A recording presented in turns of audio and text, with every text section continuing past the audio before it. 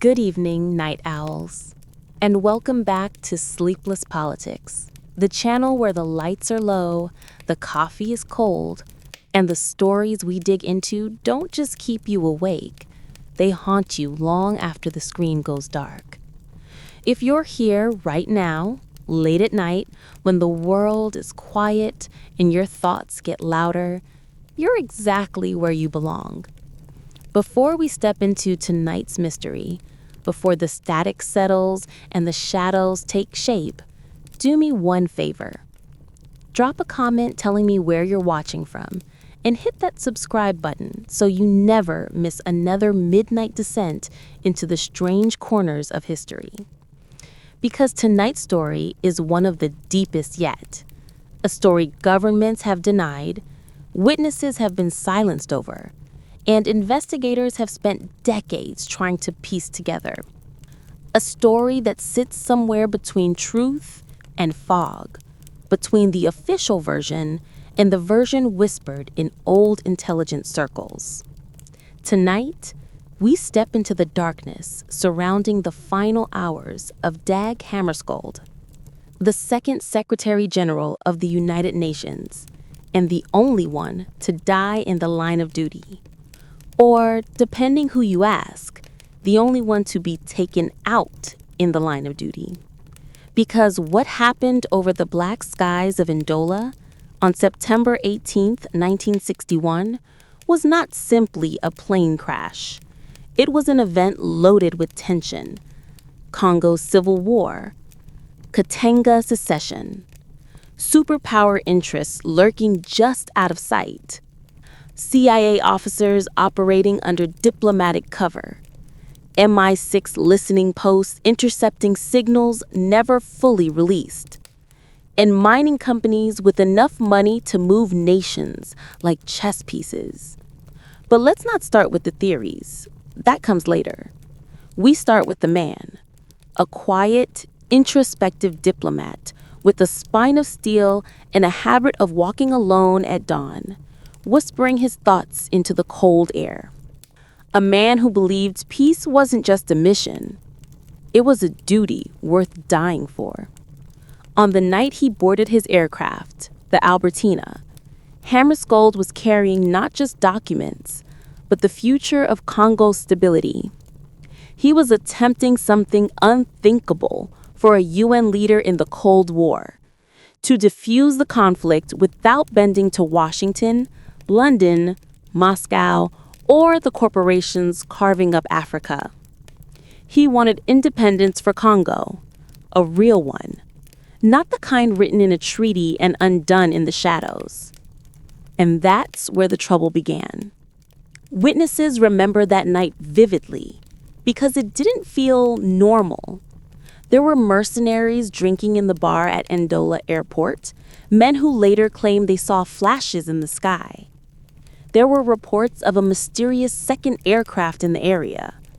Radio operators heard a coded transmission that should not have been there. And somewhere in the trees below, villagers would later describe the sounds of engines sputtering, followed by silence. But before we crash into those details, we need to rewind, to look at what led Hammarskjo to that plane, that night, that sky. Because you can't understand the outcome unless you understand the stakes and the fear he inspired in the powerful.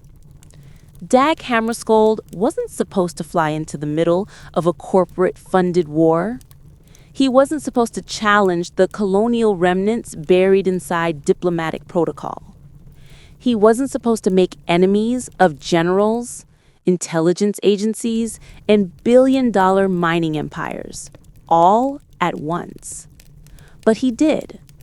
And as the Albertina rolls into the night, its engines humming through the humid Congo air, something else rolls with it. Something older. Something darker. A tension built from decades of foreign exploitation, political sabotage, and secrets that no one wanted uncovered. This is where our story begins. Not with the crash, but with the forces that made it inevitable. To understand the night Dag Hammarskjold died, we must step back from the burning wreckage and look at the landscape around it, the Congo crisis itself. Because the sky didn't kill him, the jungle didn't, the storm didn't. It was the situation, volatile, weaponized, and sharpened by foreign interests, that made the crash almost inevitable. Picture the Congo in 1961, a country barely 1 year old, shaken free from Belgian rule, but still clutched by the claws of powers that refused to let it go. Copper, cobalt, uranium, minerals the modern world depended on, lay under Congolese soil like buried treasure. And treasure, throughout history, has always attracted war.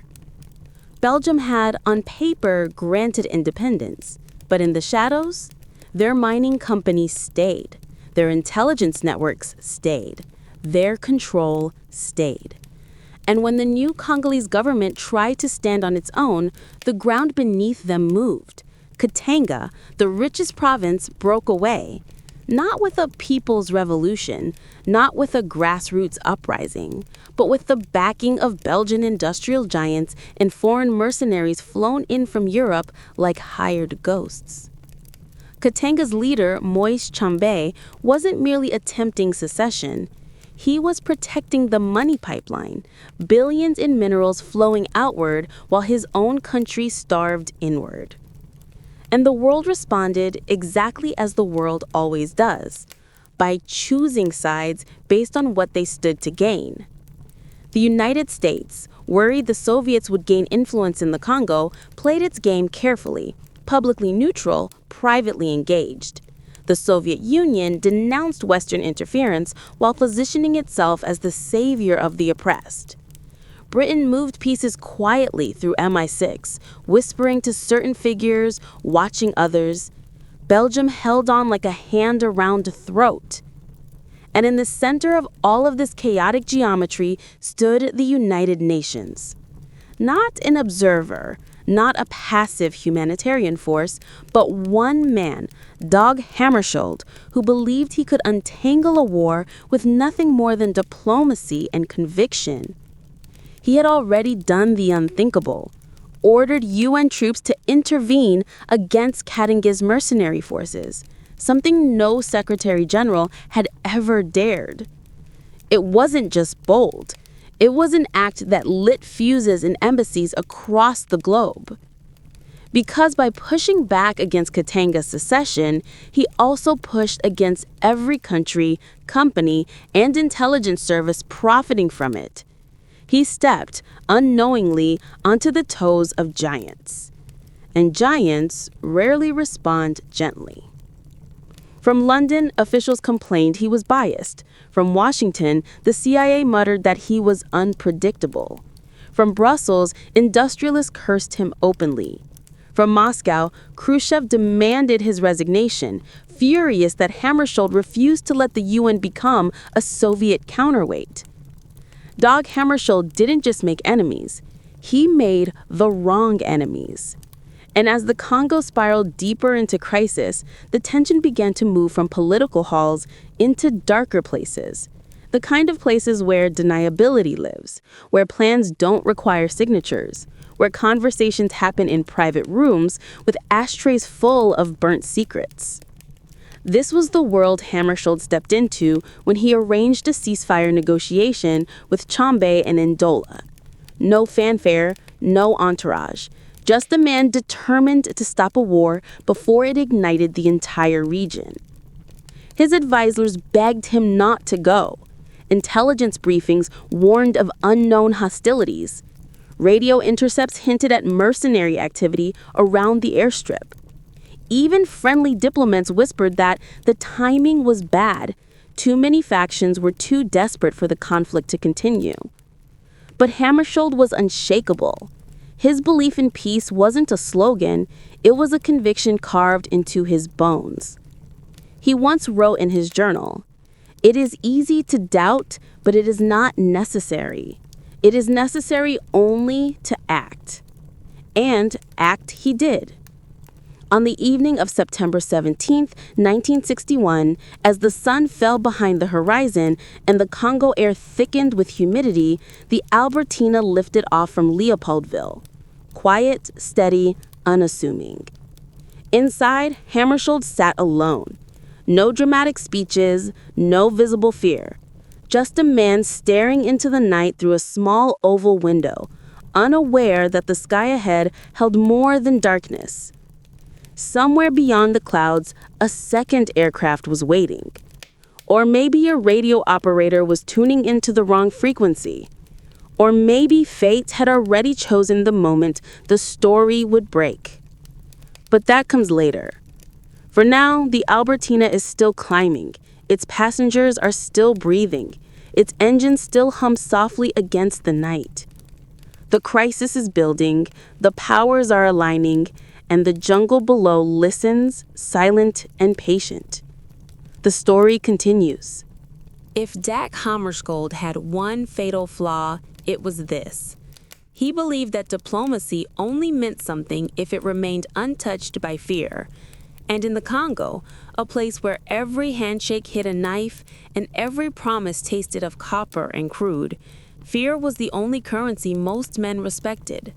But Hammarskjold, as always, stood apart, a man who treated moral courage as if it were armor thick enough to deflect bullets. His aides often said he walked as though he were moving between worlds, one foot in the brutal present, the other firmly planted in the future he believed humanity could still build. It made him powerful, it made him dangerous, and it made him a target. By early 1961, the Congo crisis had become a spiderweb of conflicting ambitions. Katanga's secession was no longer a local rebellion, it was a prize. Copper, cobalt, uranium, some of the richest mineral deposits on the planet lay beneath that red earth. And above the earth, perched in offices thousands of miles away, sat the men who had grown accustomed to owning those minerals without ever touching the soil they came from. Western corporations feared Hammarskjold's insistence on national sovereignty.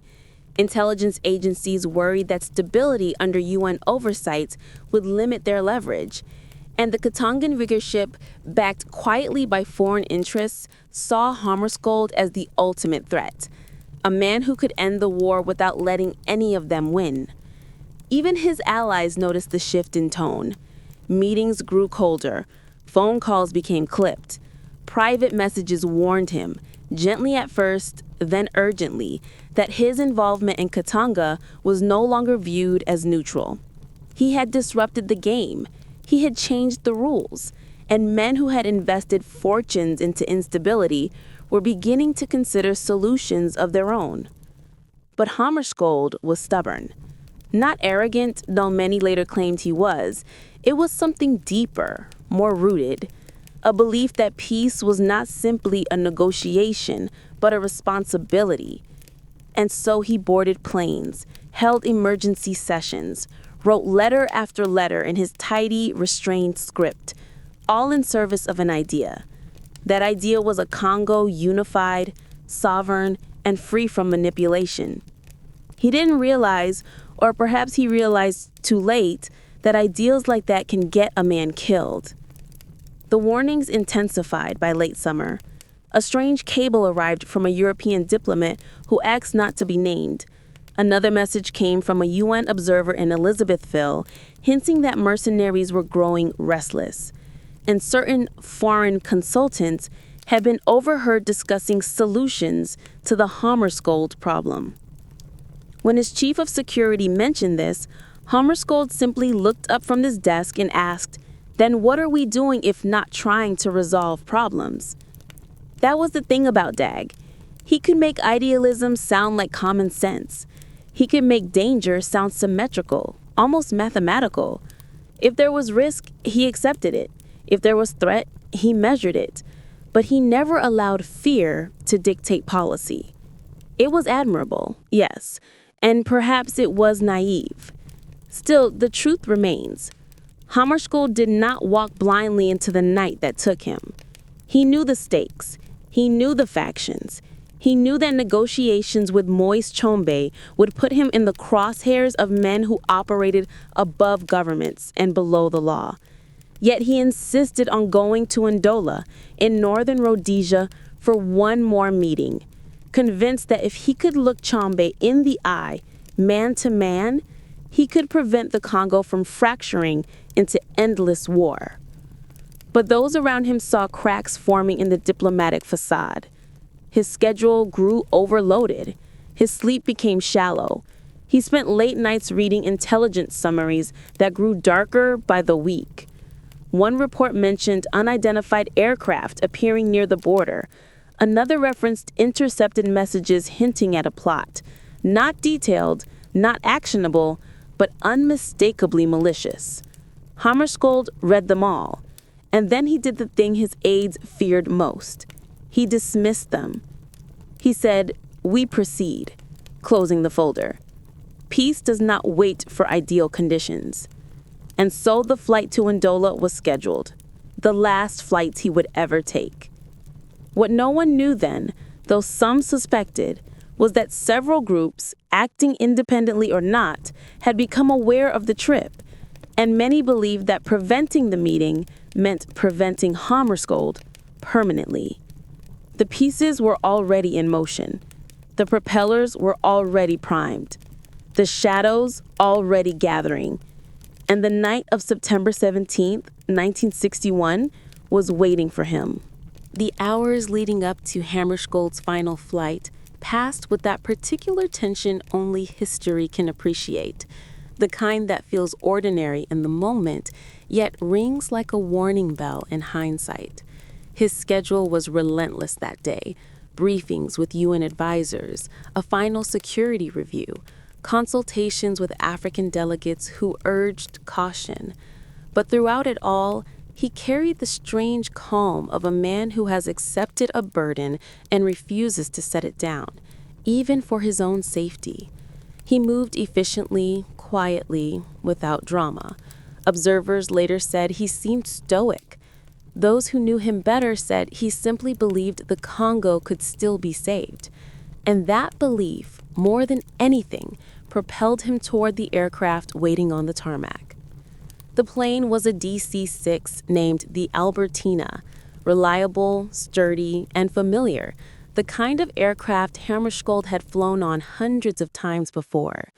The crew prepared it with methodical precision, unaware that in the shadows of the airfield, several pairs of eyes watched the movements of every man, every crate, every spark of every tool. Intelligence services from at least 3 countries were monitoring Hammarskjold's trip. Corporate contractors were watching too.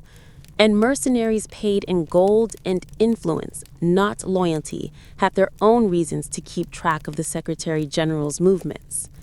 None of these groups coordinated openly. None admitted to knowing the intentions of the others. But their presence in the same place at the same time formed a web around Hammarskjold, a web that would tighten with every mile the Albertina flew south.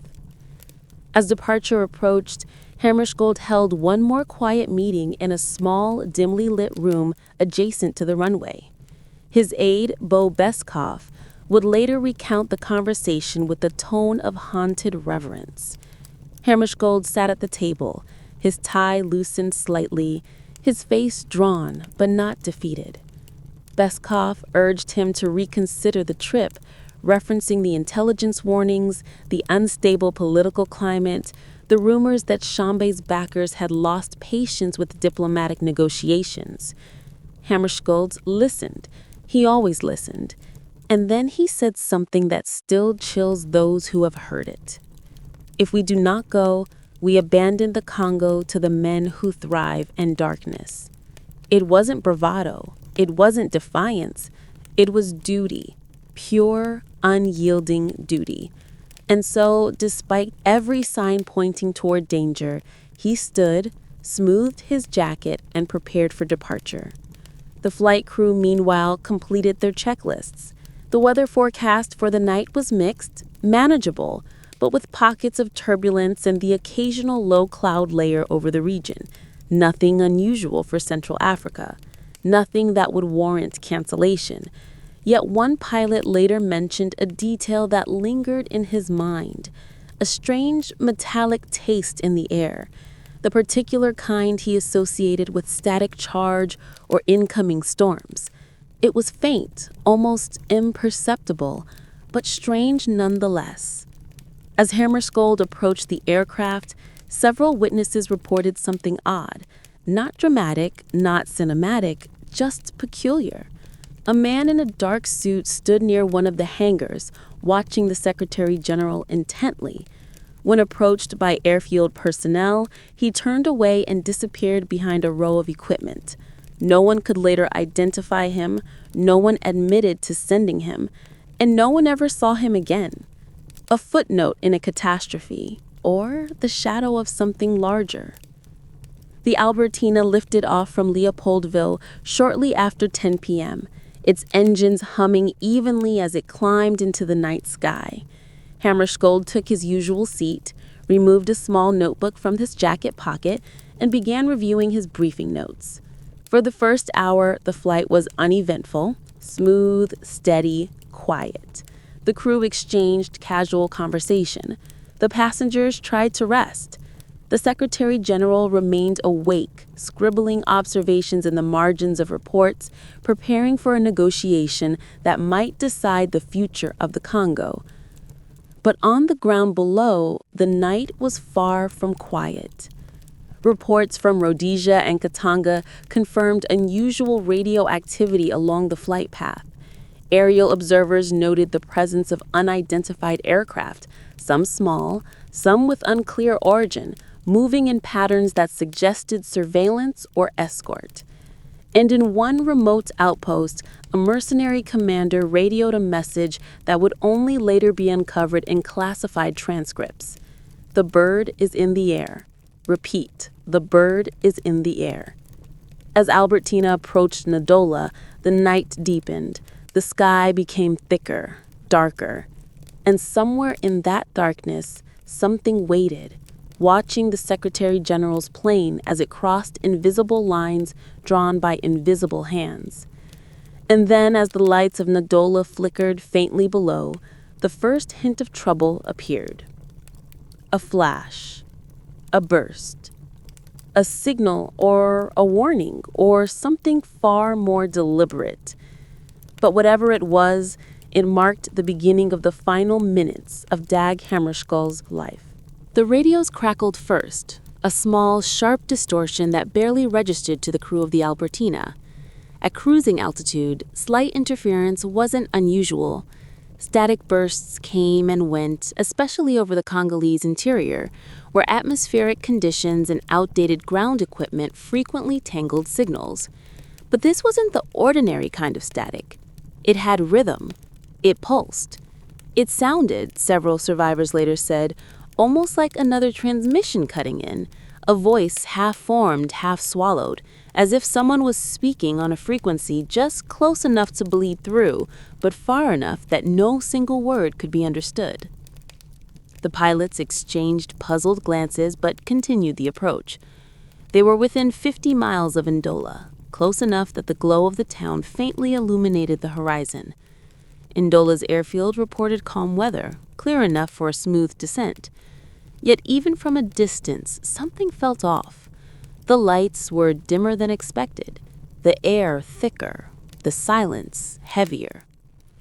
An unease crept into the cockpit, invisible but undeniable.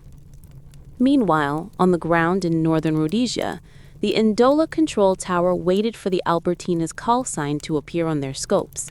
Technicians had prepared the runway for a VIP arrival, though the Rhodesian authorities were not enthusiastic hosts. Political tensions ran deep.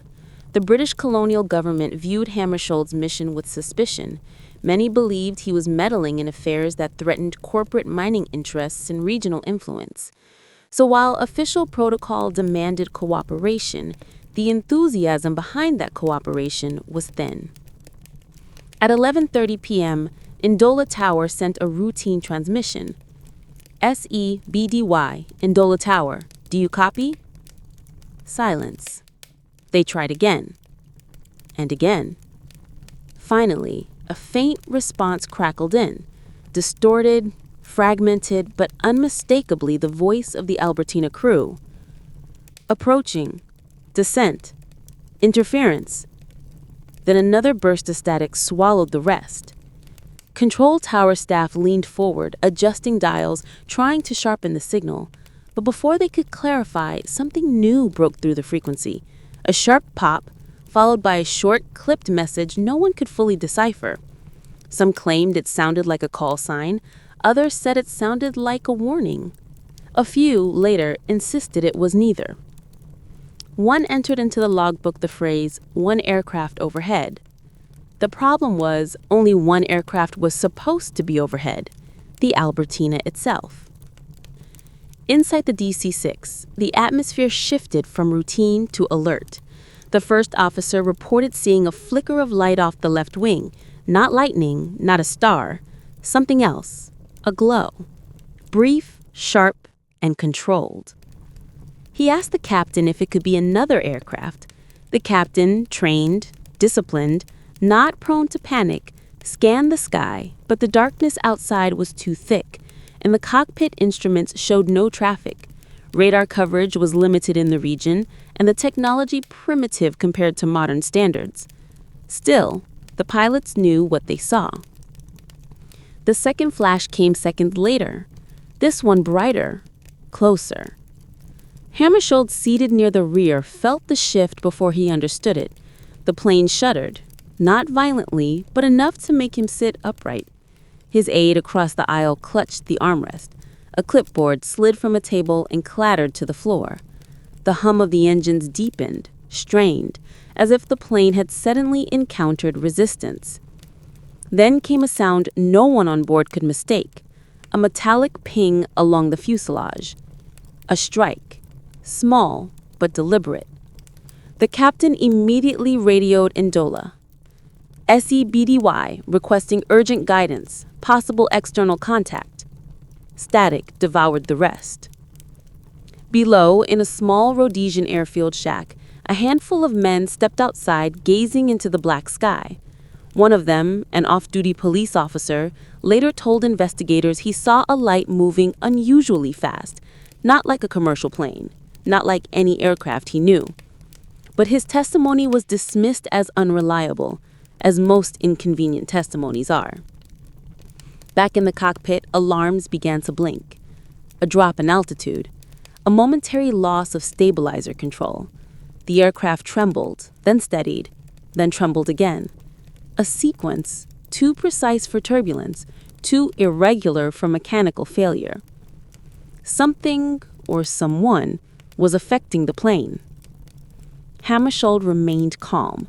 According to the aide who survived long enough to give a statement, the Secretary General simply closed his notebook, placed it gently on the seat beside him, and whispered, almost to himself, "So, it comes to this. No fear, only resignation." The lights of Ndola drew closer, shimmering through patches of cloud.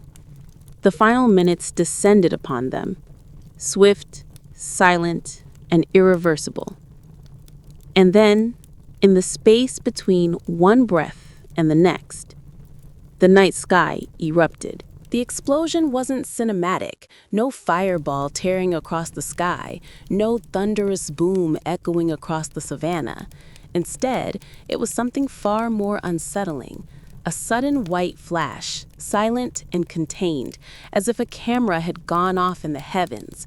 A pulse of light, brief and unnatural, illuminating the underside of the clouds with a cold, spectral glow. Witnesses miles away would later describe it differently. Some said it flickered like heat lightning, others like a flare discharged too high to be natural.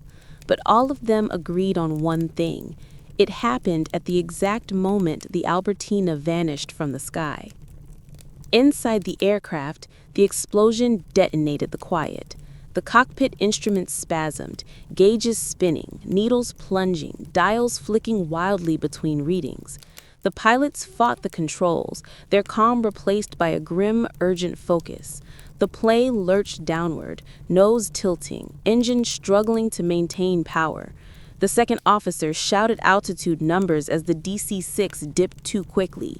Oxygen masks hung free. Papers spiraled through the cabin. The world tilted. A tearing sound ripped through the airframe, metal stressed past its limit. Something had struck or ruptured or fractured. The pilots didn't have time to identify which. They only had time to fight. Down below, Ndola Tower heard one last message from the Albertina, spoken through a wall of static that made each syllable buckle and fade. Going down, repeat, going. Then silence. Absolute silence. On the ground, a Rhodesian security patrol driving along a remote dirt road saw a light descending rapidly. Not a streak, not a fireball, but a glowing ember falling with unnatural steadiness toward the forest. The officer grabbed his partner's arm and pointed just as the light disappeared behind a stand of tall trees. A faint thud followed, distant, muffled, almost swallowed by the night. They reported it immediately. No one responded. Inside the Albertina, chaos had become ritual.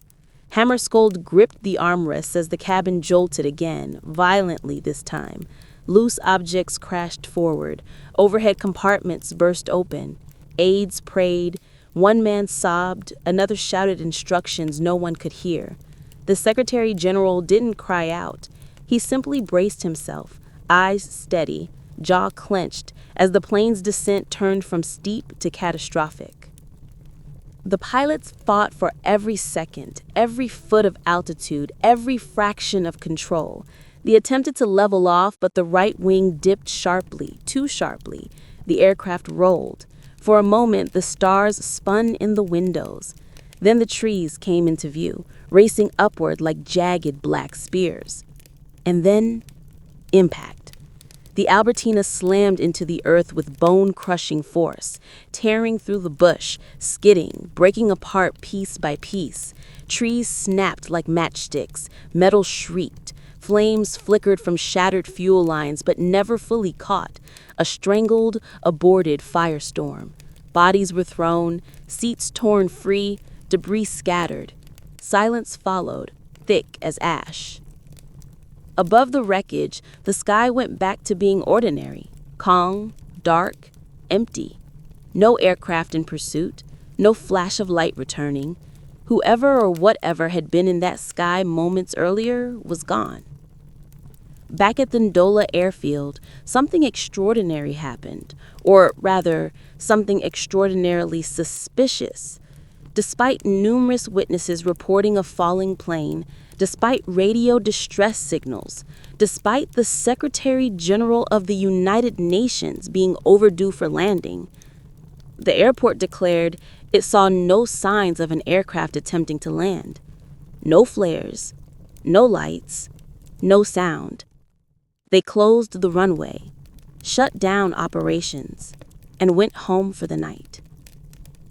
While the wreckage and the dying lay only a few miles away.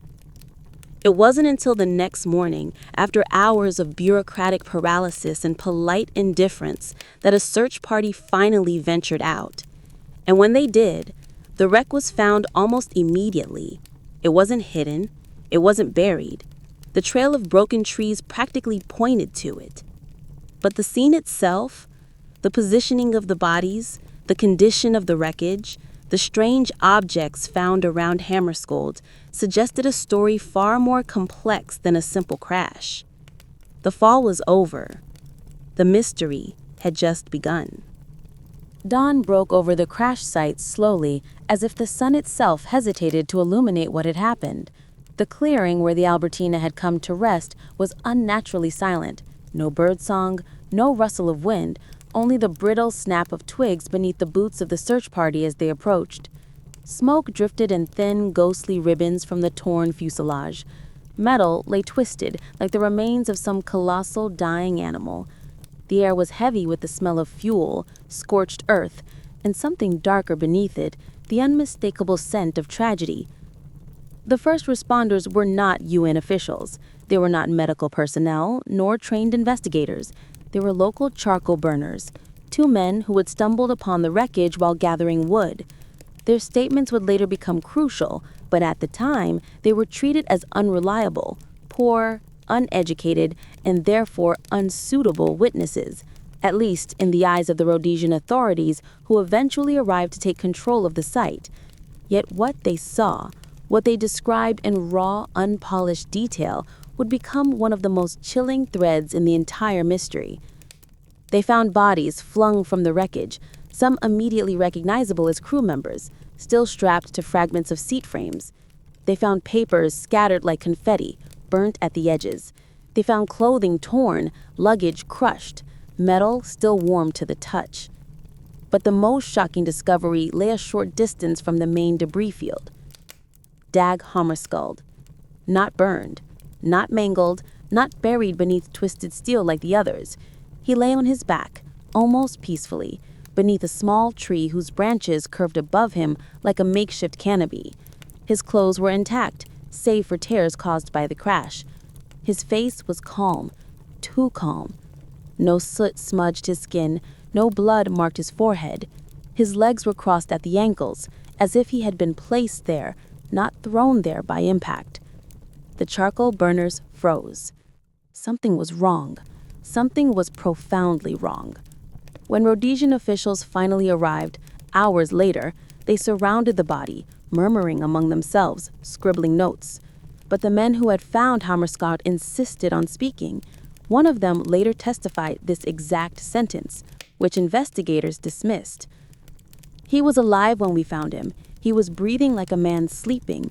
Someone told us to leave. When we returned, he was dead. This testimony was quietly buried, repeatedly discredited, forgotten by some, suppressed by others, but it never stopped echoing.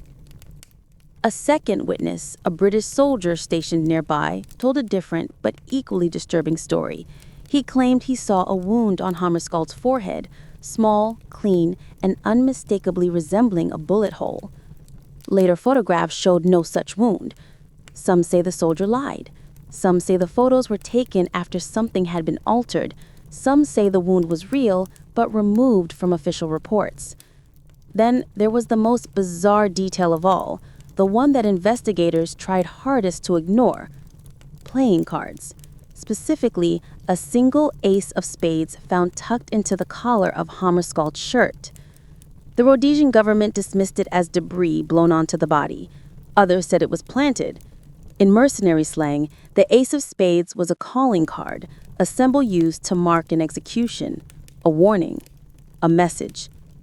Whether myth, accident, or deliberate placement, it became the symbol of the mystery.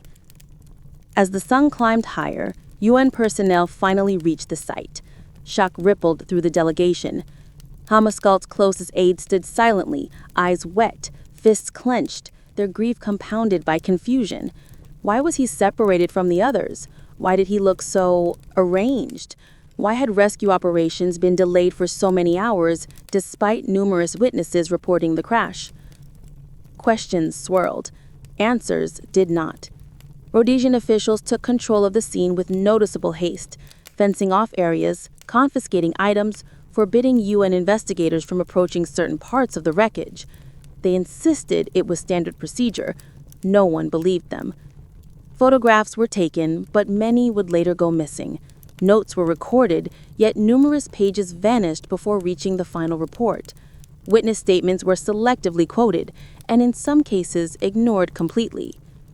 And when the autopsy results were released, they read like a document trying to say two things at once: acknowledging the unusual condition of Hammarskjo's body, while insisting he died from injuries consistent with the crash. But the truth, as always in stories like this, refused to remain in neat lines of official text. It lingered in the strange stillness of the Secretary General's body, in the missing photographs, in the suppressed witness testimonies, in the eerie, empty silence of the clearing. Something happened that night, something more than a crash, something more than mechanical failure, and the world was about to feel the first tremors of the cover-up. The forest around the crash site did not feel like an accident scene. It felt like a stage after the actors had already left. Quiet, too quiet, as if something had been hurriedly concealed beneath its canopy of branches. The Rhodesian police claimed they had everything under control, but their movements betrayed them.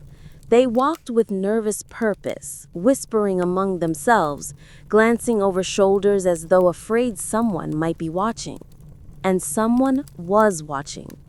A small group of villagers stayed hidden behind the tree line, observing the foreign officials picking through the wreckage. These people had heard the crash during the night, a towering blast that shook the ground and lit the sky with brief orange fire. Several had even tried to approach the site immediately, but armed soldiers stopped them at the road, threatening force if they continued. Hours passed before anyone was allowed near the smoldering remains. Hours in which anything, absolutely anything, could have happened. The villagers noticed details that investigators either ignored or pretended not to see. They saw soldiers moving in patterns that didn't match rescue work, forming tight circles around specific objects before slipping them into pockets or cases. They saw one man remove what looked like a document satchel from the wreckage and hand it to a superior officer, who quickly hid it beneath his coat. They saw bodies moved, repositioned, then photographed, but only after the arrangements had been made. Their testimony would never appear in the official Rhodesian report. Meanwhile, only a few meters away, the UN delegation tried to push through barricades, demanding answers. Colonel Bjorn Edlund of the Swedish peacekeeping contingent argued furiously with local authorities. His voice carried, sharp and commanding, slicing through the stillness of the forest. You delayed rescue efforts for 4 hours. Why? For safety, Colonel. Safety from what? A burning plane? It was already out. Standard procedure. There's nothing standard about any of this. The tension crackled like electricity. Finally, when UN medical personnel were permitted to approach Hammarskjo's body, their shock was immediate and visceral. They expected chaos, broken bones, severe burns, torn limbs, the kind of catastrophic trauma a crash of that magnitude would surely inflict. But what they found instead puzzled them. Hammarskjo's injuries seemed selective, controlled, as if only certain parts of his body had been affected, while others remained strangely untouched. His shirt was not torn open. His face was serene. His hair was not burned or scorched. Even the soil beneath him looked disturbed, as if he had been lowered there, placed. One UN doctor whispered, "This looks wrong." Another murmured, "This looks staged." But Rhodesian officials dismissed the concerns before they could be recorded. As the investigation continued, more disturbing inconsistencies surfaced. A young constable, no older than 20, mentioned overhearing a superior officer say, "Keep the UN out until we finish cleaning up." Cleaning up? Why use such a phrase in the middle of a tragedy? But when pressed, the constable refused to repeat the statement. He claimed he had misheard. Others said he had been encouraged to reconsider what he thought he'd heard. Meanwhile, a strange rumor began to circulate among those who arrived early at the scene, that a second aircraft had been heard overhead just minutes before the crash. Some described it as a low hum, others as a high whining sound, too precise, too controlled, too deliberate to be mistaken for the failing engines of the doomed Albertina. One witness claimed he saw sparks in the sky, like tracer fire. Another said he heard a series of short, sharp pops, not explosions, but gunshots. And a third swore he saw a small, fast-moving plane disappearing into the clouds right after the crash. Rhodesian authorities dismissed all 3 accounts. They said the darkness caused illusions, that fear distorted memory, that locals were unreliable narrators. But the consistency of the stories made them impossible to ignore. Even more puzzling was the condition of the aircraft itself. The rear fuselage was deeply punctured in several places. damage that didn't align with the angle of descent or the trees it struck. Holes that looked too clean, too perfectly circular to have been caused by impact with vegetation or debris. Bullet holes. That was the whispered theory. Bullet holes that someone desperately wanted to explain away as metal fatigue.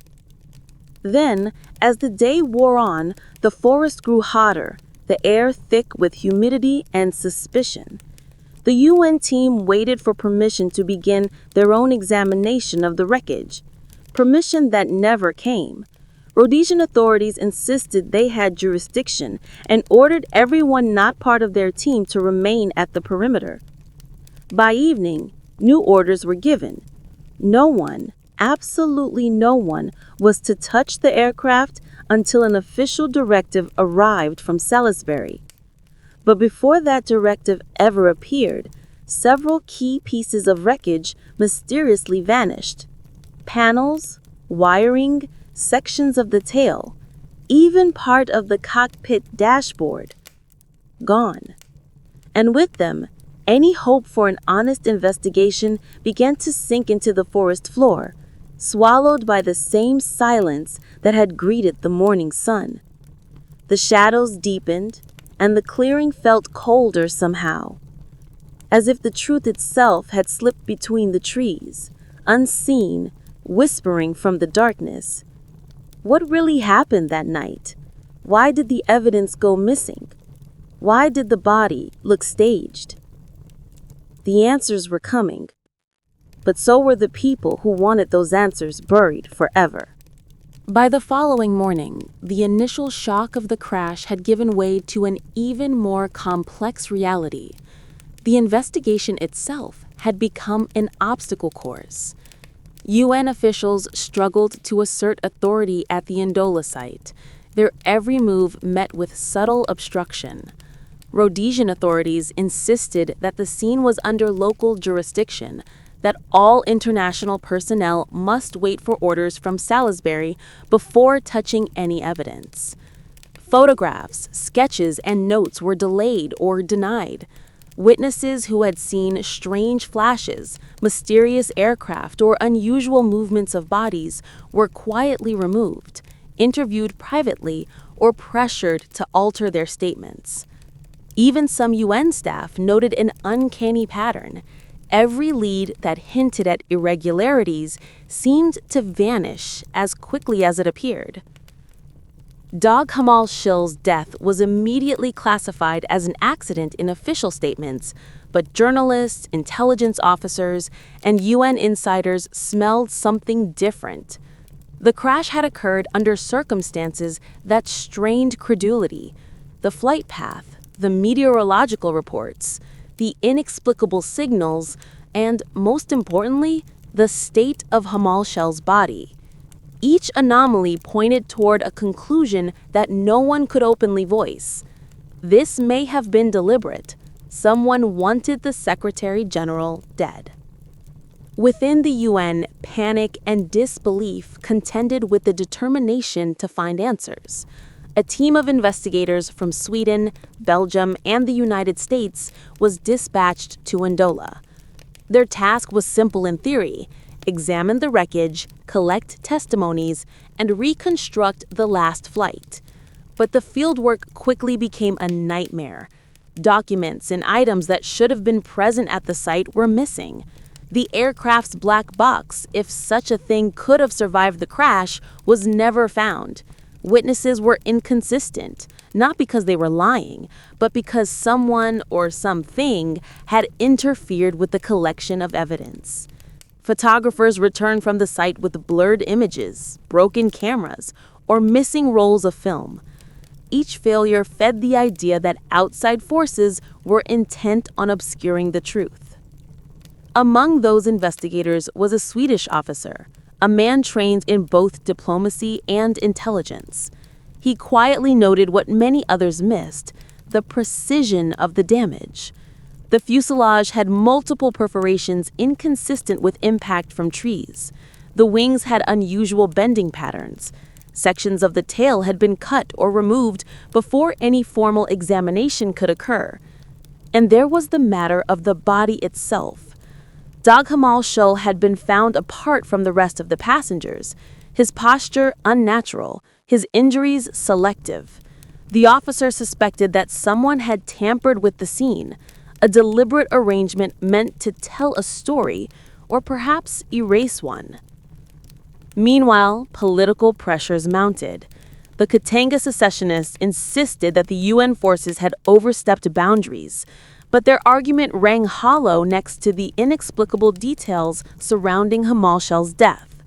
Belgium, Britain, and the United States, all with stakes in the Congo, remained silent publicly, but intelligence cables and private correspondences suggest that conversations behind closed doors involved guilt, fear, and calculation. Did any government authorize action against Hammarskjo? Did a rogue faction act independently? Or had multiple parties, all with different agendas, converged on the same outcome without direct coordination? The more investigators dug, the murkier the picture became. Journalists reported conflicting accounts. Some claimed to have seen a second aircraft. Others described flashes of light. Some mentioned a pattern of mercenary activity in the area, coinciding with the Secretary General's final hours. When the UN tried to compile these reports, discrepancies were chalked up to exaggeration or unreliable observation. Yet, when compared carefully, patterns emerged. A second aircraft, unusual radio signals, potential sabotage. Investigators began to consider the unthinkable. Hammarskjo might have been deliberately brought down. The Congo itself remained a powder keg. The Katanga region continued its secession. Corporate interests grew bolder, and the UN faced the impossible task of stabilizing a nation while mourning a leader who had commanded moral authority far beyond the office he held. Every political movement, every negotiation, every troop deployment became a high-stakes chess match.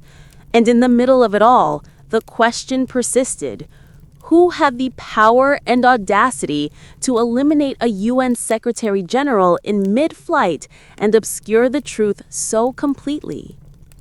One senior UN official noted privately, "We are dealing with a death that was planned, executed, and then erased from memory before the first reports could be written."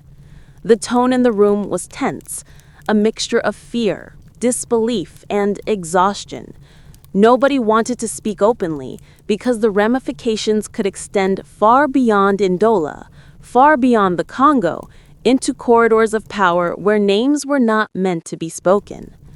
And yet, some dared. Some began quietly piecing together fragments of cables, testimonies, and patterns of aircraft movements. They traced signals, anomalies, and missing evidence across multiple countries. Each clue suggested that this was not an ordinary crash, not an accident, not fate. Someone had intervened, and the consequences were immediate and permanent. As night fell over Ndola once more, the Albertina's wreckage lay silent in the clearing. Its secrets were hidden among twisted metal and scorched earth. But for those willing to follow the threads, a story was emerging. A story of political calculation, of moral courage, and of a man who had dared to confront power and paid the ultimate price. The investigation had begun. The truth, however, remained elusive. As the days passed after the crash, the investigation into Dag Hammarskjold's death became a tangle of politics, half-truths, and deliberate obfuscation. In the corridors of the United Nations, whispers traveled faster than formal memos. Some officials suggested outright assassination. Others insisted the tragedy was an unfortunate accident caused by pilot error and adverse weather. Both sides were supported by fragments of truth, but neither could fully account for the inconsistencies. The tension grew palpable, the kind of tension that turns rational discourse into speculation, and speculation into paranoia. Across the Atlantic, intelligence agencies began their quiet inquiries. The CIA, already deeply invested in the Congo due to the Katanga crisis and Cold War dynamics, monitored cables, radio signals, and diplomatic channels. Private memos hint at covert operations meant to influence the outcome of Hammarskjold's mission, a subtle dance of sabotage, surveillance, and misinformation. Whether these operations directly contributed to the crash remains classified, though historians have later suggested their presence increased the risk to the Secretary General. MI6, operating parallel lines of observation, noted unusual movements among Katangan mercenaries and foreign aircraft near the Ndala corridor in the hours preceding the crash. Their reports, however, were cautiously worded, leaving only implications rather than accusations. Inside the UN, Hammarskjold's aides struggled to reconcile grief with the need for clarity. Bo Beskov, one of his closest confidants, later reflected in personal notes that even before the plane took off, a sense of unease had been palpable. The Secretary General was meticulous, aware of risks, yet resolute. No cautionary note, no plea from colleagues could sway him. He carried the weight of the Congo on his shoulders with quiet determination. And it was precisely that determination that had put him in the crosshairs of multiple forces. Reports from Ndala revealed more anomalies. Flight instruments recovered from the wreckage were inconsistent with normal flight patterns. Witness statements of a second aircraft in strange lights were dismissed officially as misperceptions. Sections of the fuselage had been removed before a full forensic analysis could occur. Key documents carried by Hammarskjold were never recovered. Even his personal notebook, the one he had been scribbling in during the flight, vanished. Some later theorists suggest it contained sensitive information on mining interests, secret negotiations with Katanga, or communications that could have endangered powerful figures if revealed. The international press sensed the intrigue immediately. Headlines hinted at mystery, conspiracy, and tragedy. Yet much of the reporting was constrained by political influence, censorship, and lack of concrete evidence. Analysts wrote long pieces dissecting the Congo crisis, Katanga secession, and the complexities of UN operations. Few dared to connect the dots to the possibility that Hammarskjold had been deliberately targeted. Those who did risked professional isolation or political pushback. As weeks turned into months, the UN dispatched a panel of international experts to Ndala to review the evidence. But every visit seemed to deepen the enigma rather than clarify it. Investigators noted the unusual position of Hammarskjold's body, separate from the others, missing or altered sections of the aircraft, unexplained radio interference before the crash, eyewitness statements suppressed, ignored, or discredited. Each anomaly reinforced the perception that external forces had interfered, intentionally or inadvertently, in the events leading to the crash. Meanwhile, political tensions in the Congo intensified. Katanga continued its secession, supported covertly by Belgian and corporate interests. International negotiations were complicated by the sudden loss of Hammarskjold, who had been the single most influential figure capable of mediating between conflicting parties. The vacuum of moral authority emboldened both mercenaries and political opportunists.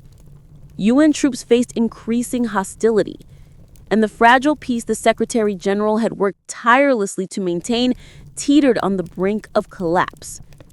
In private, some UN officials speculated that Hammarskjold's death had been the result of an intricate web of aligned motives rather than a single orchestrator.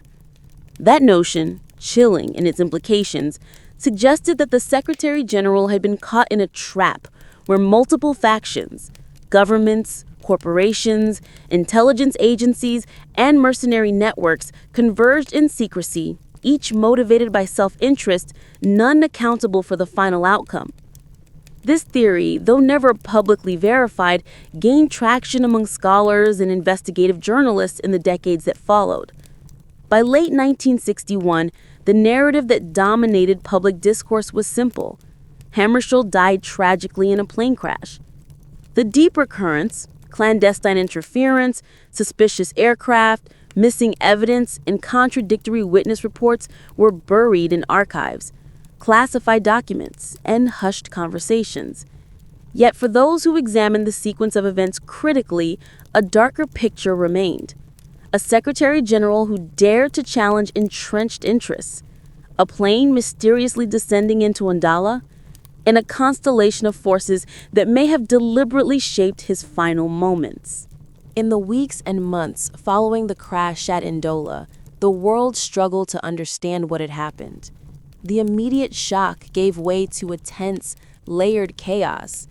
Newspapers speculated, diplomats whispered, and intelligence agencies quietly closed ranks. Dag Hammarskjo, the man who had walked with the moral authority of an unwavering conscience, was gone. But the questions his death raised, questions that could expose international interests and Cold War machinations, were far from settled.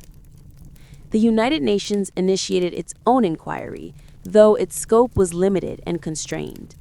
UN investigators faced significant obstruction from both local authorities in northern Rhodesia and foreign governments with vested interests in the Congo. Portions of the aircraft had been removed before they could examine the wreckage. Key documents and personal notes belonging to Hammarskjo were missing. Witnesses who had reported unusual lights, strange aircraft movements, or mercenary activity were pressured, intimidated, or simply ignored. Every lead seemed to evaporate before it could be documented. The investigation became a labyrinth of silences, half-truths, and disappearing evidence. Officially, the crash was declared an accident, pilot error combined with poor weather conditions. That explanation placated the media and gave governments an easy narrative to accept. But internally, the UN and a few persistent investigators refused to believe it. The evidence, anomalies in the aircraft, the unusual state of Hammarskjold's body, conflicting witness statements suggested the possibility of deliberate intervention. Some investigators privately referred to it as an assassination, though such conclusions could never be officially stated without irrefutable proof.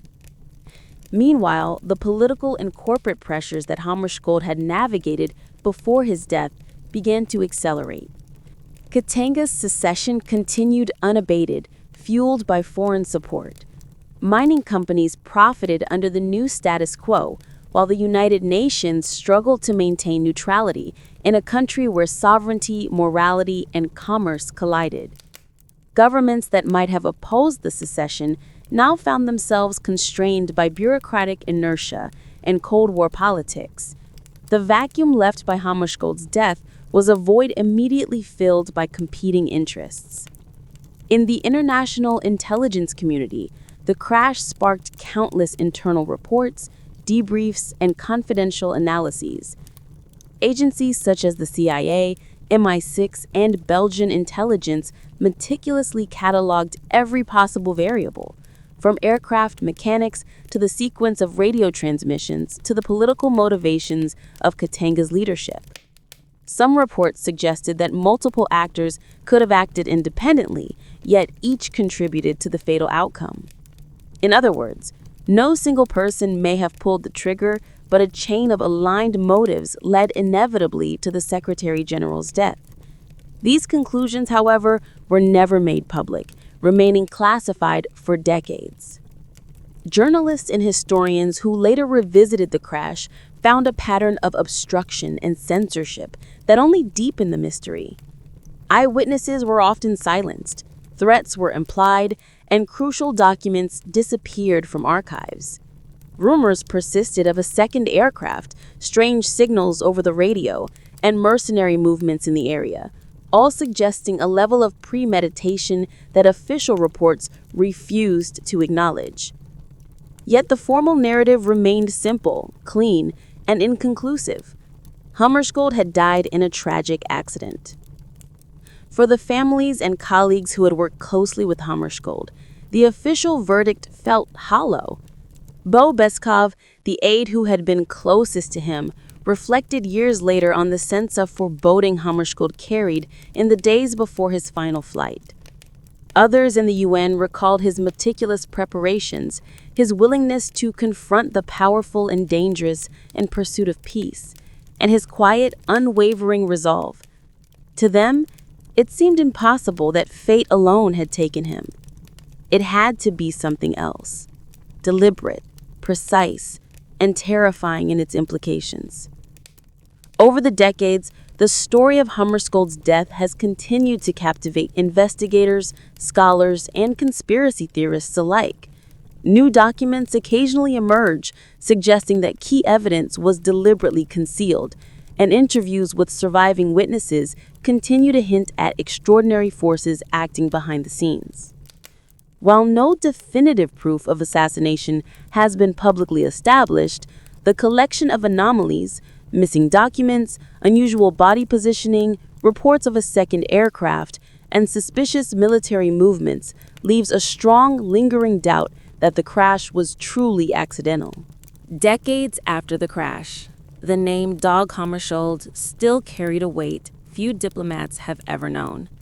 Scholars, journalists, and investigators continued to unravel the threads of his final mission, piecing together a tapestry of events that defied easy explanation. The more they uncovered, the more it became clear that what happened over Nadola was not merely a tragic accident, but a nexus of political, corporate, and intelligence interests colliding in deadly fashion. In the 1990s, newly declassified documents revealed fragments of correspondence between UN officials, Western intelligence agencies, and corporate executives. These documents hinted at a level of coordination, or at least tacit awareness, that raised serious questions. Were there actors with both the means and motive to influence the flight's fate? Possibly. Did any of these parties act directly? That remained uncertain. But the revelations were enough to reignite interest in a case many had long assumed closed. Modern investigators also re-examined the crash site using satellite imagery, forensic reconstruction, and flight simulation. They found anomalies that could not be fully explained: the trajectory of the aircraft, the irregular pattern of fuselage damage, and the peculiar positioning of Hammarskjold's body relative to the rest of the wreckage.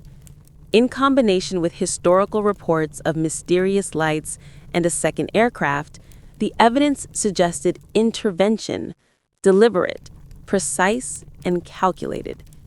The notion of a simple crash caused by pilot error or bad weather seemed increasingly implausible. Yet the passage of time complicated matters. Many witnesses had died. Memories faded or became unreliable. Some accounts contradicted others. Investigators faced the challenge of separating fact from rumor, reality from cover-up. Each discovery seemed to open a dozen new questions. Was there a second aircraft? Did mercenaries coordinate with intelligence agencies? Were missing documents and objects removed to protect secrets? Or were they casualties of chaos? The truth appeared to exist only in fragments, scattered across continents, buried in classified files, and whispered in corridors of power. The political context of Hammarskjold's death remained central. The Congo crisis was far from resolved. Katanga succession, Western mining interest, Cold War competition all created an environment where a Secretary General intent on enforcing neutrality and protecting sovereignty could become a threat. Hammarskjold's mission had disrupted established patterns of influence. His death removed an obstacle, whether intentionally or inadvertently, and allowed powerful actors to continue pursuing their agendas without the moral scrutiny he demanded. Some historians have argued that Hammarskjold's death exemplifies a broader truth about diplomacy and power. The more effective a leader is in challenging entrenched interests, the greater the danger they face. For Hammarskjold, a man of principle, the consequence was fatal. His meticulous planning, moral courage, and insistence on peace made him a target in a conflict where morality was an inconvenient interference to ambition. Even today, decades later, the case continues to generate debate. Investigations in the 21st century, prompted by newly available evidence and persistent questions, have reignited the story on a global scale. Reports in newspapers, documentaries, and scholarly work continue to challenge the official account. The UN itself has opened inquiries that acknowledge irregularities in the handling of the crash and subsequent investigations, though definitive conclusions remain elusive. The plane, the crash site, the witnesses, the missing documents, the second aircraft all remain parts of a puzzle that refuses to be fully solved. Yet, amid the uncertainty, Dag Hammarskjold's legacy remains resolute. He is remembered as a man who confronted moral and political chaos with unyielding dedication, a man who dared to act when many would have hesitated, and a man whose mysterious death, rather than silencing his vision, amplified it. The secrecy, the shadowy interference, and the unanswered questions only serve to highlight the stakes of global diplomacy and the peril that accompanies moral courage in a world of concealed power. The story of the Albertina, of Nadola, and of Hammarskjold himself is far from simply historical. It continues to speak to anyone willing to look beyond official narratives, to question what is presented as truth, and to consider what dangers lie hidden when principle confronts entrenched interests. The shadows linger, the questions persist, and the search for understanding continues. As the sun sets over the corridors of history, the story of Dag Hammarskjold lingers like a shadow that refuses to fade. What began as a diplomatic mission to stabilize a volatile nation became, in the span of a single night, a mystery that still haunts the world. The crash at Ndola was not just the death of a secretary general. It was a convergence of ambition, secrecy, and the silent calculus of power that few dared to confront. Evidence vanished, witnesses were silenced, and questions multiplied. But the essence of the man and the integrity with which he approached his work endures. When we consider Hammarskjold's final hours, it becomes clear that his life and death were bound by the same principles: dedication to duty, the courage to confront injustice, and the relentless pursuit of peace in the face of danger. Every anomaly surrounding the crash, the missing documents, the unusual body positioning, the reports of mysterious aircraft and radio signals, underscores that the story is larger than the plane, the flight, or even the Congo itself. It is a story about the forces that move unseen, shaping events in ways the public rarely perceives, and the cost paid by those who challenge them. For investigators, historians, and those who simply study the arc of global affairs, Hammarskjold's death serves as both a warning and an inspiration. A warning of the fragility of moral authority in a world dominated by self-interest and clandestine agendas. An inspiration because it reminds us that courage, even when silenced, casts a light that refuses to be fully extinguished.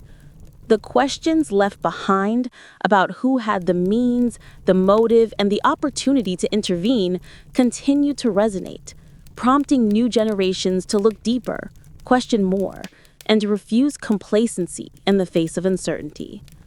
The UN's official narrative will forever tell one version of the story: a plane crash, an unfortunate accident, and a tragedy mourned worldwide.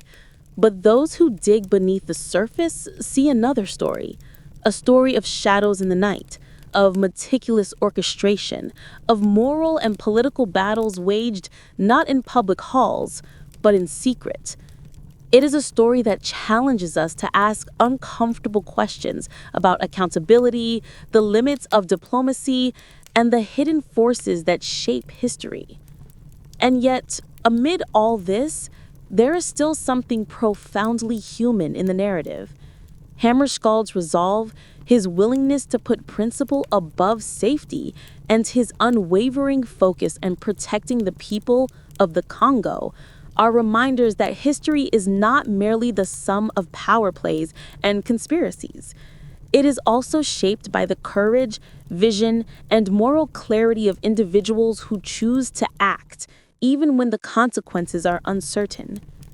His death was tragic, mysterious, and perhaps preventable, but his legacy is enduring. Tonight, as we leave the story of the Albertina and the crash at Ndola behind, consider this. History rarely presents us with clear answers. Sometimes it presents shadows, fragments, and echoes that challenge us to think, to question, and to learn. The death of Dag Hammarskjold is one of those moments, a reminder that courage carries risk, that truth is often obscured, and that the quest for justice and understanding can span decades, crossing generations and continents. For those who have followed this story tonight, I want you to pause and reflect. What do you think really happened on that fateful night over Ndola? Do you believe it was an accident, a conspiracy, or something in between? History may never give us all the answers, but your thoughts, your questions, and your curiosity continue the search. Drop a comment sharing what you think, where you're watching from, and your take on Hammarskjold's legacy. Because even in silence and secrecy, conversation keeps the story alive. And if this story has kept you on the edge of your seat, if it stirred your curiosity, consider subscribing. Because here in Sleepless Politics, we explore the shadows, the conspiracies, and the mysteries that history sometimes refuses to explain. And we do it together, one late night at a time. Dag Hammarskjold's story may end here, but the questions, the intrigue, and the legacy live on. And sometimes that's the most powerful part of all. As decades passed, the death of Dag Hammarskjold remained a puzzle that refused to be resolved. Scholars, investigative journalists, and historians examined fragments of evidence, trying to reconstruct the night over Ndola when the Albertina plunged from the sky. Every piece of information uncovered seemed to generate more questions than answers. Reports of mysterious lights in the sky, possible second aircraft, irregularities in the wreckage, and missing documents formed a mosaic of ambiguity that no official account fully addressed. One prominent theory posits that mercenaries were involved. During the Congo secession, European and foreign mercenaries operated with near impunity, supporting rebel operations and influencing local power dynamics. Documents from intelligence archives suggest that some of these groups were in the Ndola region at the time of Hammarskjold's flight. Witnesses claim to have seen small aircraft maneuvering in unusual patterns, moving at speeds that a commercial plane could not match. Some investigators speculated that these aircraft may have coordinated with external agents to disrupt the Secretary General's mission, or perhaps even directly engage the Albertina. The evidence was circumstantial, fragmentary, and contested, yet it could not be dismissed entirely. Another theory involves Cold War dynamics. The Congo was a theater of geopolitical tension in the early 1960s. Hammarskjold's attempts to enforce neutrality and prevent secession in Congo threatened the interests of several Western powers invested in the region's mineral wealth. Communications recovered from declassified archives indicate concern from multiple intelligence agencies regarding the Secretary General's influence over local politics. While there is no direct proof linking these agencies to the crash, the timing, context, and circumstantial evidence have fueled speculation that external political pressures may have contributed to or facilitated the tragedy. Forensic reconstruction of the crash site also provides compelling questions. Experts noted the unusual dispersion of wreckage, damage patterns inconsistent with the simple nose-down impact, and the selective condition of Hammarskjold's body. His position, separated from the rest of the passengers, and the preservation of certain aspects of his clothing and papers suggest that the final moments of the flight were far from ordinary. Whether this indicates deliberate interference or an extraordinary accident remains contested, but the anomalies have long been cited in academic debates and investigative journalism as evidence that the crash may have been engineered. Eyewitness accounts, despite official dismissal, continue to surface in reports and memoirs. Locals who observed unusual lights, sounds, or aircraft movements were often ignored or discredited in official investigations. Some later claimed that they had been warned to stay silent, that authorities discouraged inquiries, and that any evidence they had been privy to had effectively disappeared. When combined with the peculiar condition of the Albertina and Hammarskjold's body, these accounts reinforced the sense that what occurred in Ndola was not a simple accident, but a meticulously orchestrated event, or at the very least, one shaped by forces determined to obscure the truth. Scholars have also examined the role of documentation, both missing and altered. Hammarskjold carried sensitive communications relating to Katanga's political situation, mineral exploitation, and negotiations with rebel and government factions. While it is unknown precisely what was lost, the disappearance of these papers is significant. Some argue that their absence suggests deliberate removal to prevent exposure of critical information. Others propose that chaos and the crash itself accounted for the missing materials. Regardless, the absence fuels speculation and keeps alive the question of why the UN's internal investigations could never fully account for the Secretary General's records or the precise circumstances of the crash. Over the years, the case has inspired multiple inquiries, documentaries, and investigative books. Each iteration introduces new theories, new witnesses, and occasionally new fragments of evidence, yet the core questions remain unanswered. Was Hammarskjold the victim of a deliberate assassination? Was the crash a tragic accident complicated by human error, environmental factors, and wartime chaos? Or was it a combination of both? An unfortunate flight that became an opportunity for intervention by parties with vested interests. The multiplicity of plausible explanations is part of what makes the story so compelling, chilling, and enduring. What is certain is that the death of Dag Hammarskjold serves as a case study in the dangers of moral courage when it confronts entrenched political and economic power. It exemplifies the complexity of modern diplomacy where human life and ethical considerations are sometimes subordinated to strategic interests.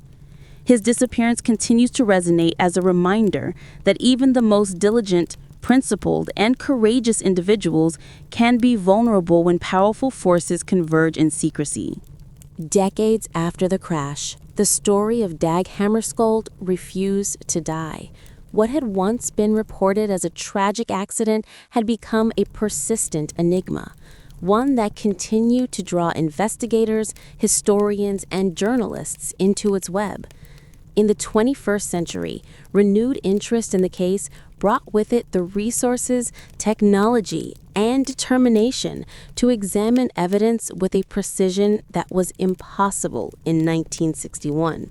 Satellite imagery, forensic flight reconstruction, and analysis of surviving documents revealed patterns and anomalies that had long been ignored or dismissed. Each discovery hinted that the Albertina's descent may have been influenced, intentionally or inadvertently, by forces operating beyond the public eye. The United Nations established a panel to examine previously suppressed or inaccessible material, including communications between the UN mission in Congo and local authorities, intelligence briefings, and flight logs.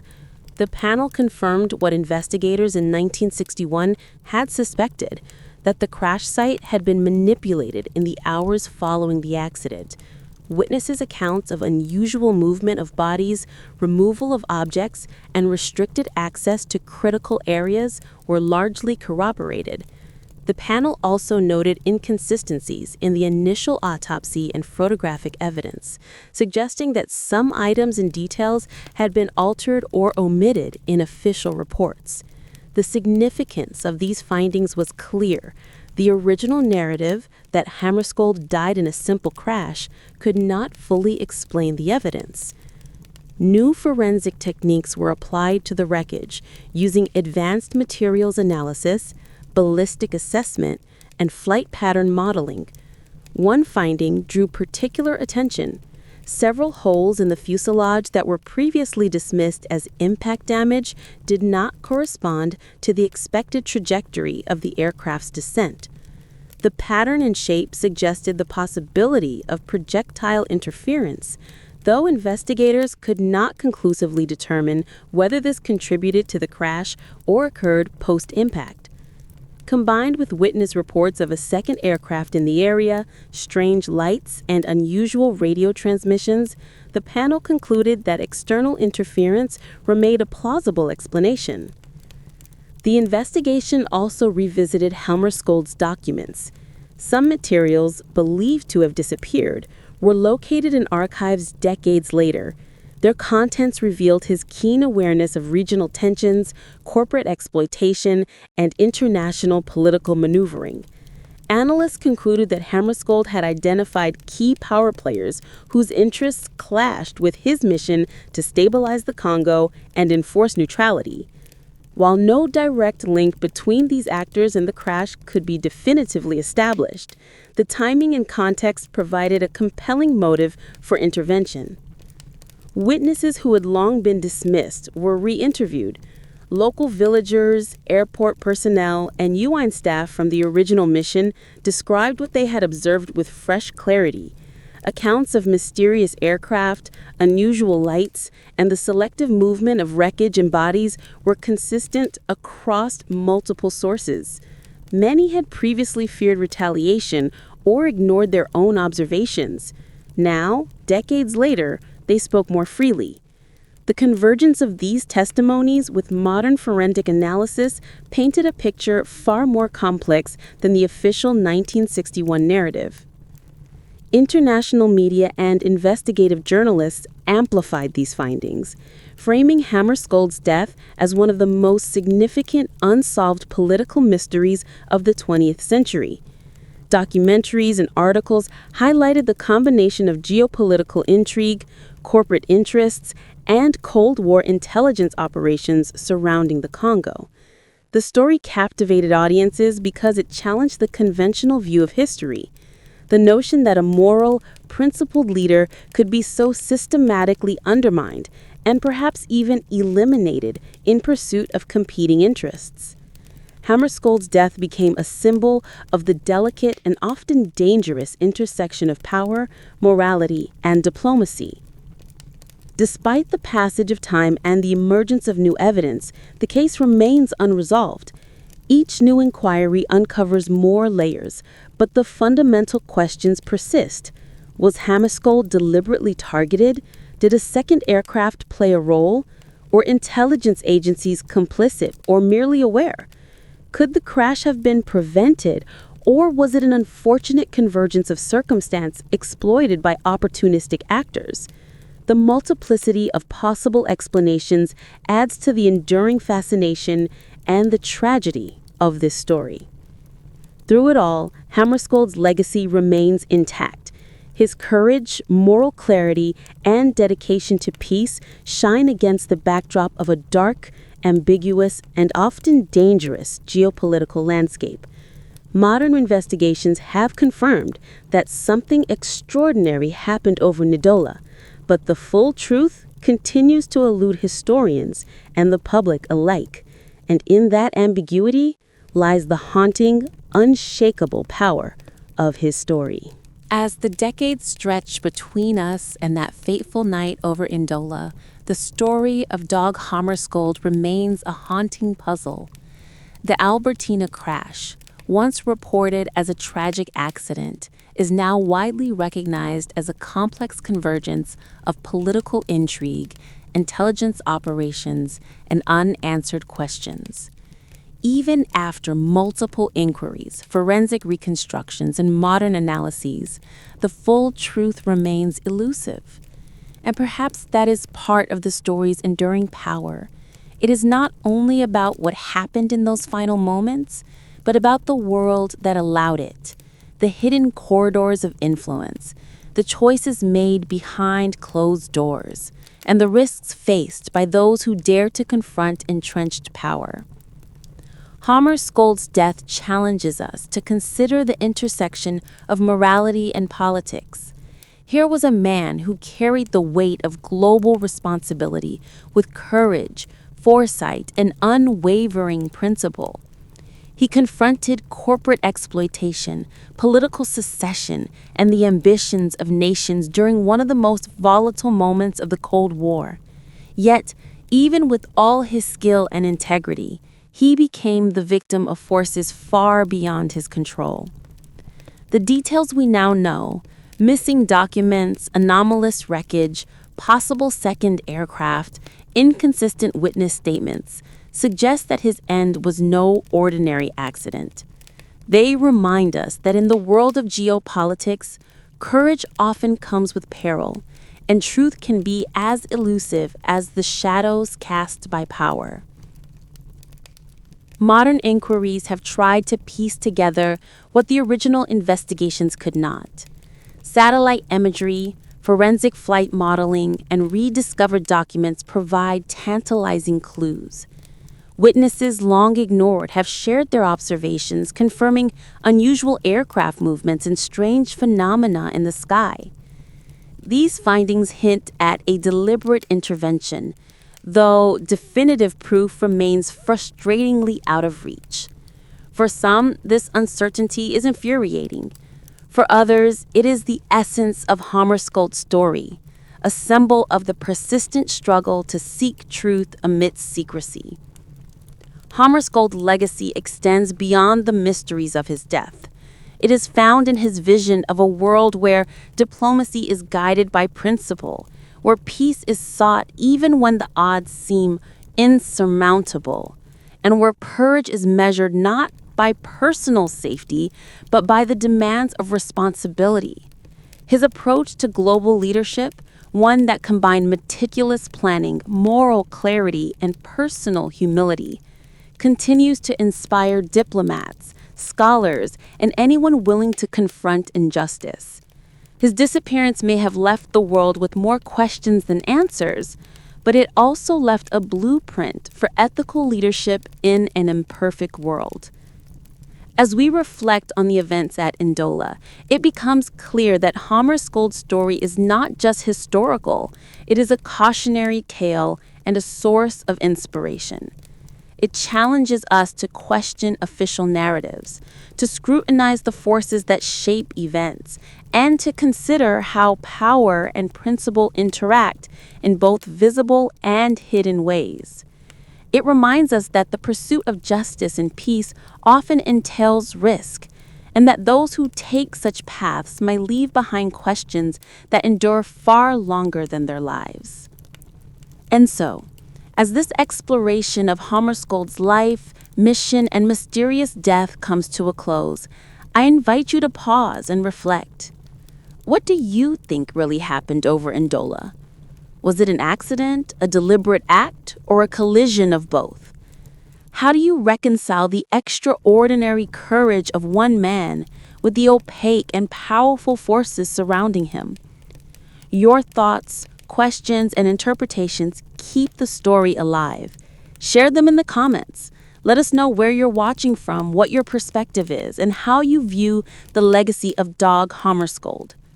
If this story has kept you awake tonight, challenged your thinking, or ignited your curiosity about history's hidden corners, consider subscribing. Here on Sleepless Politics, we explore the enigmas that history tries to bury, the conspiracies that shape our world, and the stories of those who dare to act despite the shadows. Together, we examine the mysteries that linger long after the official accounts end.